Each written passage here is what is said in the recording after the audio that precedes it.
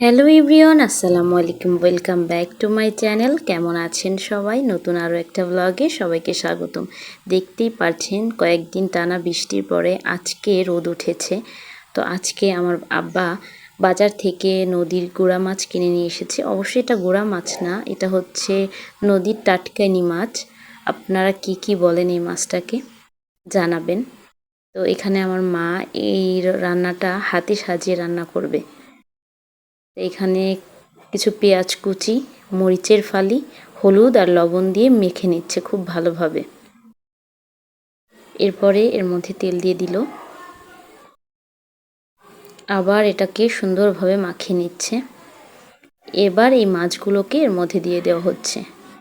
মাছের সাথে এই মশলাটাকে খুব ভালোভাবে মেখে নিতে হবে, তবে আলতো হাতে মাখতে হবে যেন মাছটা গলে না যায়। এবার এর মধ্যে কিছু বেগুনের ফালি দিয়ে এর সাথে আবারও মাখামাখি করে নিচ্ছে। আমার মায়ের হাতের এই রেসিপিটা খুবই মজা লাগে। যখন মা খায় তখনই মনে হয় এটার জন্য এখনই খাওয়া যাবে, খুবই মজা। তো এখানে অল্প একটু পানি দিয়ে দিচ্ছি, প্রথমে হাত ধোয়া পানি, এরপরে আরও খানিকটা পানি ঢেলে দিয়ে এবার এটাকে বসে দেব। একদম হাই হিটে এই রান্নাটাকে করতে হবে। আসলে আমরা চুলার রান্নাই খাই, তবে বৃষ্টির কারণে চুলায় পানি উঠে যাওয়াতে আমরা এখন গ্যাসে রান্না করতেছি।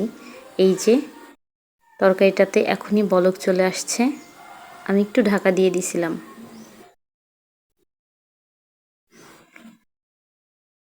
এই পর্যায়ে চুলার হিটটা একদম হাই থাকতে হবে।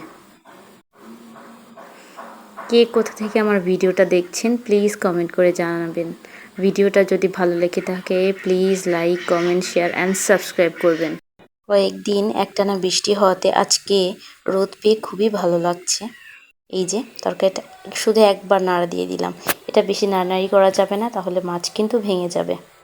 এই যে তরকারিটা খুব ভালোভাবে বলক উঠে এসেছে এবং ঝোলও টেনে আসছে। এই পর্যায়ে আমি একটু লো করে দিব চুলার আঁচটা। তরকারিটা এই যে রান্না করা শেষ হয়ে গেছে, ঝোলও টেনে এসছে অনেকটা। এখন আমি নামিয়ে নিলাম। দেখেন তরকারিটা দেখতে কত সুন্দর হয়েছে। এমন একটা তরকারি থাকলে নিমিষেই আমি 2 প্লেট ভাত খেয়ে নিতে পারি। এই তরকারি হলে আমার কিচ্ছুই লাগে না। দয়া করে আপনারা এই রেসিপিটা এই মাছ দিয়ে ট্রাই করে দেখবেন, খুবই মজা লাগবে। আমি কথা দিচ্ছি অবশ্যই এটা রান্না করে খেয়ে দেখবেন। তাহলে এখন আমি খেয়ে নিই, এখানেই চলে যাই আমি। সবাই অনেক বেশি ভালো থাকবেন, সবাই সবার জন্য দোয়া করবেন। আল্লাহ হাফেজ, আসসালামু আলাইকুম।